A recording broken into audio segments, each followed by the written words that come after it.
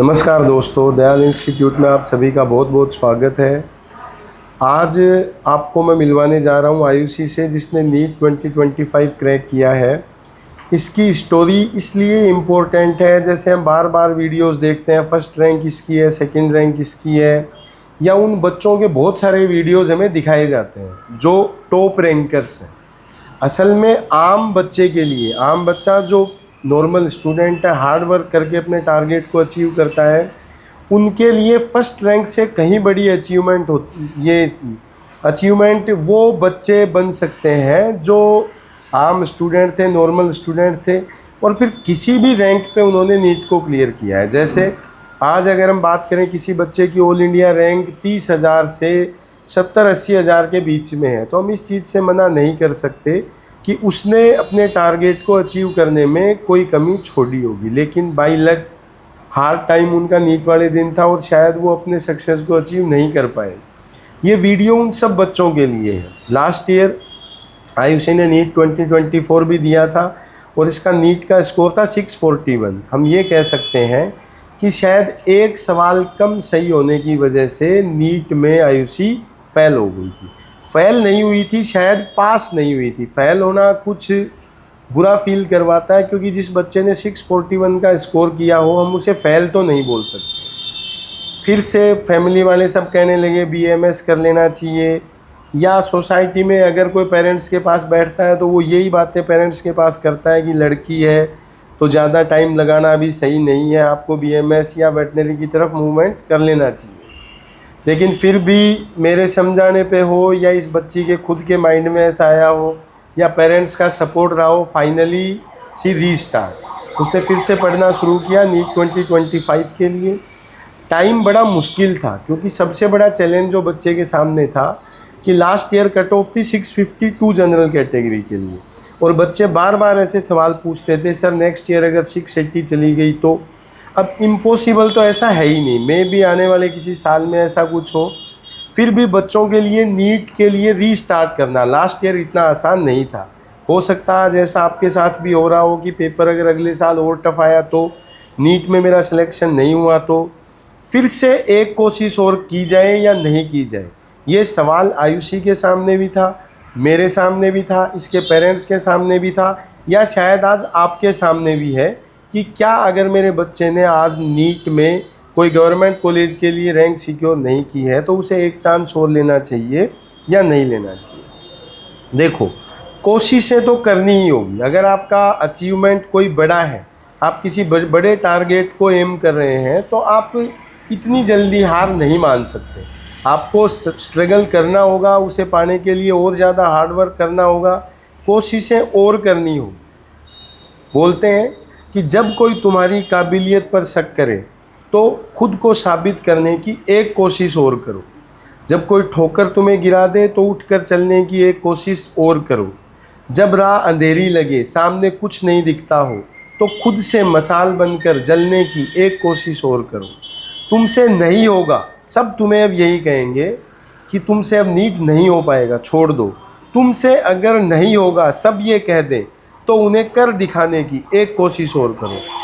अभी स्ट्रगल का टाइम है, हार्ड वर्क का टाइम है, माइंड को स्ट्रोंग करने का टाइम है। जब दुनिया तुम्हें ये कह दे कि अब तुमसे कुछ नहीं हो पाएगा, तो इतिहास रचने की एक कोशिश और करो। एक कोशिश मतलब फेलियर से सक्सेस तक की जर्नी जो आयुषी ने तय की है, बारी आपकी है। आयुषी, तो लास्ट ईयर नीट 2024 में जब आपका स्कोर 641 था, लास्ट राउंड तक आने के बाद, या शायद रिजल्ट के बाद पता लग गया था ऑल इंडिया रैंक से कि कॉलेज नहीं मिल पाएगा। वो वक्त कैसा था आपके लिए? बहुत बुरा वक्त था। फाइनली पूरे ईयर जो मेहनत की उसका रिजल्ट कुछ भी नहीं था उस टाइम पे। देखिए, सबसे पहले आप अपने बच्चों को ये बताइए, अभी आयुषी ने कहा कि उसका रिजल्ट कुछ भी नहीं था। एक बच्चा किसी एग्ज़ाम में 95% स्कोर करता है, और फिर हमारी सोसाइटी हो, या हमारा एग्ज़ाम सिस्टम हो, या हमारी पॉपुलेशन इतनी ज़्यादा है कि रिसोर्सेज कम है, 95% स्कोर करने के बाद कोई बच्चा अगर आपको ये बोलता है कि कुछ भी नहीं था, तो उन्हें इस चीज़ को समझाओ कि उन्होंने खूब सारा किया है। अगर कुछ कम रह गया है तो वो इसे अब की बार कर सकते हैं। तो नीट 2025 के लिए आप शुरुआत से तैयार थे या एक बार माइंड डाइवर्ट हुआ था? माइंड डाइवर्ट हुआ था कि क्या पता इस ईयर भी कट ऑफ ज़्यादा चली गई तो 680 चली गई तो। बिल्कुल, ये सवाल आज आपके भी माइंड में आ रहे होंगे। फिर किसने मतलब कैसे आपने वापस रीस्टार्ट किया? आप पहले दिन से मेंटली प्रिपेयर थे या कुछ वक्त लगा खुद को तैयार करने में? कुछ वक्त लगा खुद को तैयार करने में। फैमिली सपोर्ट रहा पूरा? फैमिली का सपोर्ट था, मामा जी से कंसल्ट किया, दीपक सर से कंसल्ट किया कि क्या करना चाहिए। फिर क्या उन्होंने फैमिली advice सपोर्ट दिया। था? वो सब आपको ऑप्शन दे रहे थे जो तू चाहे कर सकती है, या सब श्योर थे कि नहीं नीट देना है? पेरेंट्स ने तो यही कहा था कि अगर तेरी हिम्मत है, अगर तुझे फिर से रीस्टार्ट करना है तो तू कर सकती है, वरना या BAMS या तुझे किसी और में एडमिशन लेना है तो वो भी। बुरे वक्त में अपने बच्चों को डिसीजन के लिए फ्री नहीं छोड़ते हैं, उनके साथ खड़े हो। ये कहना आसान है कि अब जो तुझे सही लगता है कर, उनके साथ में खड़े हो, उनको हिम्मत बंधवाए कि नहीं एक दिन ये ज़रूर होगा। फिर नीट 2025 की जर्नी कैसी रही आपकी? नीट 2025 की जर्नी बहुत हार्ड थी स्टार्टिंग में तो, बट एंड रिजल्ट्स इसके बहुत अच्छे थे फाइनली। जब नीट के पेपर को 200 क्वेश्चन से 180 क्वेश्चंस पे लाया गया तो स्कोर अप डाउन हुए, उस टाइम पे क्या सबका सपोर्ट रहा या एक बार खुद के भी माइंड में आने लगा था कि कहीं हमने रीस्टार्ट करके गलती तो नहीं की है? उस टाइम पे एक बार तो खुद के माइंड में आया था कि क्या शायद अपन ने गलती तो नहीं कर दी है। फिर पेरेंट्स ने भी सपोर्ट किया, सर ने सपोर्ट किया कि नहीं यू कैन डू इट। उनका सपोर्ट था, इस वजह से आज मैं ये कर पाई हूँ क्लियर एग्ज़ाम। तो जब नीट 2025 का फाइनली रिजल्ट आया तो घर में कैसा माहौल था आपके? घर में बहुत खुश थे सब, इतना अनएक्सपेक्टेड रिजल्ट देख के। अनएक्सपेक्टेड तो ये, अगर आप लास्ट ईयर नीट के इतने पास जाके वापस से रीस्टार्ट करते हो तो दैट वाज नॉट अनएक्सपेक्टेड। ये ज़रूर है कि नीट की कट ऑफ सारी दुनिया ये कह रही थी नीचे जाएगी, लेकिन पेरेंट्स जो लास्ट 2-3 ईयर से नीट को देख रहे थे वो इस चीज़ को मानने को तैयार नहीं थे।